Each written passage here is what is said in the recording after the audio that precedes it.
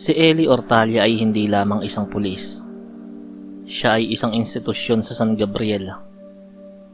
Sa kanyang 10 taon sa serbisyo, kilala siya sa tawag na bakal dahil sa kanyang paninindigan. Ngunit ang katapatang yon ang naging dahilan kung bakit siya naging tinik sa lalamunan ni Konsehal Cabanyero. Isang gabi, sa ilalim ng buwan na nababalot ng makapal na ulap, pinangunahan ni Ortalia ang isang raid sa isang warehouse sa tabing dagat. Libo-libong kilo ng droga ang kanilang nakuha. Ngunit hindi alam ni Ellie, ang mga tauhang kasama niya ay matagal nang nasa ilalim ng payroll ng konsehal. Habang abala siya sa pag-iimbentaryo, isang sacheyang dahan-dahang isiningit sa kanyang jacket at ang mga serial number ng mga nakuhang pera ay pinalitan ng mga nakapangalan sa kanya. Kinabukasan, sa harap ng City Hall, naging emosyonal si Cabanyero. Masakit sa akin na ang taong pinagkakatiwalaan natin na maglilinis ng bayan ay siya palang dumi na humahawa sa ating kabataan. Sigaw ng konsehal sa harap ng media. Pagkakakulong ang naging hatol sa mabuting pulis. Sa loob ng selda, habang nakaposas, tinignan ni Ellie ang kanyang mga kamay. Malinis ang mga yon, ngunit sa mata ng batas na binaluktot ng pera, siya ay isang kriminal. Ang bilibid ay hindi lugar para sa mahihina, lalo na para sa isang dating pulis. Sa unang gabi pa lamang, tinangka na siyang saksakin ng mga miyembro ng isang sindikato na dati niya nang pinasok sa kulungan. Ngunit si Ellie ay sanay sa bakbakan. Kahit walang baril, ang kanyang mga kamao ay tila mga maso na nagpapatumba sa sino mang lumalapit. Sa gitna ng kaguluhan, isang matanda ang laging nakamasid sa sulok ng selda. Si Tatang Antonio. Siya ang itinuturing na matandang pantas sa loob ng piitan. Isang gabi, habang nagpapagaling si Ellie mula sa isang saksak sa kanyang tagiliran na milagrong hindi nabaon ng malalim, tinawag siya ng matanda. Ellie, ang hustisya ay hindi laging matatagpuan sa korte. Panimula ni Tatang Antonio. Ang kanyang boses ay tila galing sa ilalim ng lupa. Ang iyong puso ay dalisay at ang iyong galit ay matuwid. Handa ka bang tanggapin ang bigat ng pagiging tagapaghigante? Inabot ng matanda ang isang nangingitim na medalyon na yari sa tanso at hindi kilalang metal. May nakaukit dito na isang mata at mga letrang Latin. Isuot mo to. Ito ang medalyon ng San Miguel. Hanggat suot mo to, ang iyong balat ay magiging kasing tibay ng bronseng pinanday sa apoy.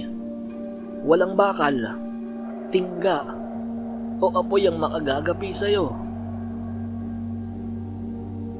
Nang mamatay si Tatang Antonio, pagkalipas ng isang buwan, naramdaman ni Ellie ang isang kakaibang kuryente na dumadaloy sa kanyang katawan sa tuwing hinahawakan niya ang medalyon. Hindi na siya nakaramdam ng pagod, gutom, o takot.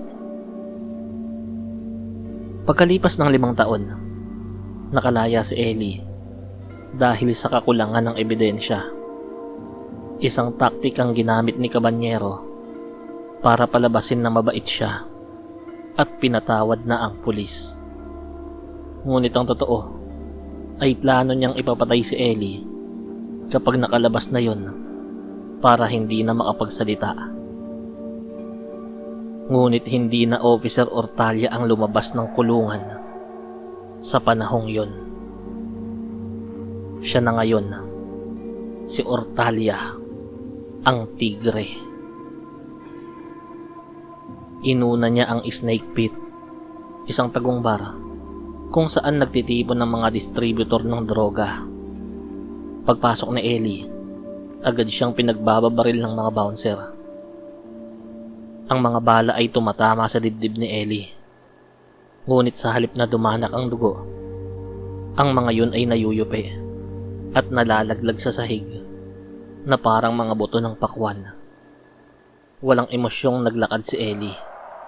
Hinablot niya ang leeg ng pinuno ng grupo at sa isang pigalang ay narinig ang pagkrak ng mga buto nito. "Sino ang nag-utos sa inyo?" tanong ni Ellie, habang ang kanyang boses ay umaalingaw-ngaw na parang bagyo. Si Konsehal, siya ang nagpapatakbo ng lahat eh. Siya ang El Patron.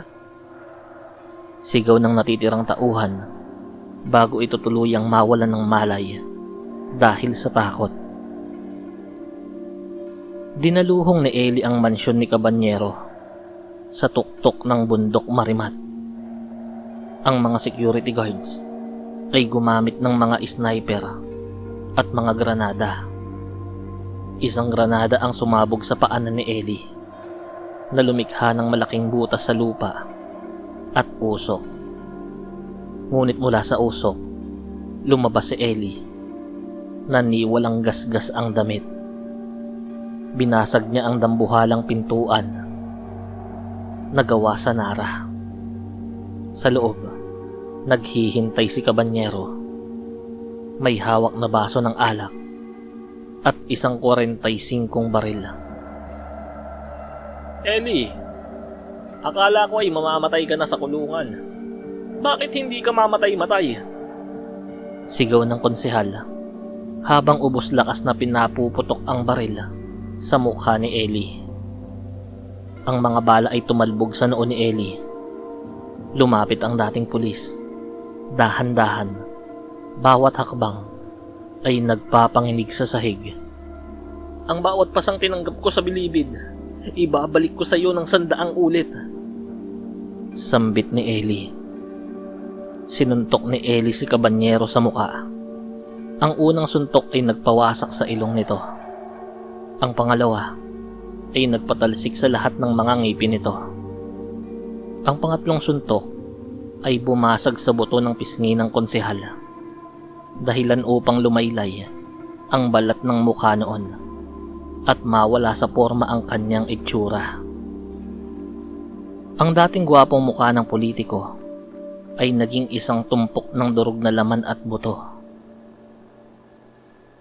Bagay na bagay sa iyong itsura mo ngayon, Konsehal. Ang sarap mong tingnan sa ganyang kalagayan. Pang-iinsulto ni Ellie. Habang humihingal at nagmamakaawa ang konsehal, kinuha ni Ellie ang isang heavy-duty na paper cutter na nasa mesa ng opisina nito. Ang mesang ginagamit sa pagpirma ng mga illegal na kontrata. Ang mga kamay na to ang nagtanim ng droga sa sasakyan ko. Ang mga kamay na to ang tumanggap ng pera mula sa mga sindikato. Deklarasyon ni Ellie. Walang pag-aalinlangan. Itinanim ni Ellie ang talim sa mga pulso ni Cabanyero. Sa dalawang mabilis at malakas na paghiwa, pinutol niya ang dalawang kamay ng konsehal. Ang dugo ay bumaha sa mga dokumentong nakapatong sa mesa. Ang hiyaw ni Cabanyero ay umabot hanggang sa labas ng mansyon. Isang tunog ng purong pagdurusa. Iniwan ni Ellie ang naghihingalong si Cabanyero. Hindi niya yun pinatay. Dahil ang kanyang nais ay magdusa ito habang nabubuhay. Iniwan niya tong bulag sa sariling dugo. Walang mukhang maihaharap sa tao at walang mga kamay na magagamit para muling magnakaw o pumatay. Lumabas si Ellie sa mansyon habang sumisikat ang araw. Hawak niya ang medalyon ni Tatang Antonio. Alam niyang mula sa araw na yon, ang San Gabriel ay hindi na muling matatakot. At kahit wala na siyang uniforme, si Ellie Ortalia ang mananatiling tunay na alagad ng batas. Batas na hindi nabibili at katarungang hindi matatakasan.